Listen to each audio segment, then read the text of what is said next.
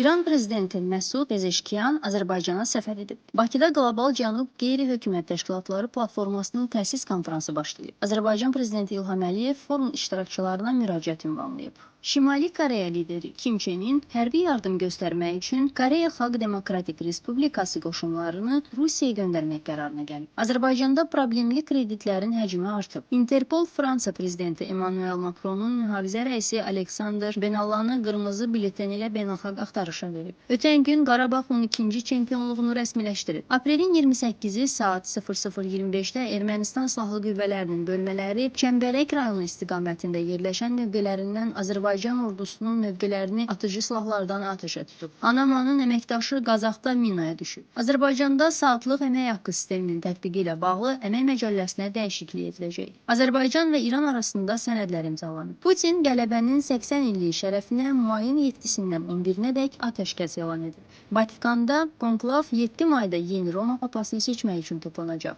Avropanın bir çox ölkələrində elektrik enerjisinin verilməsində problemlər yaranıb.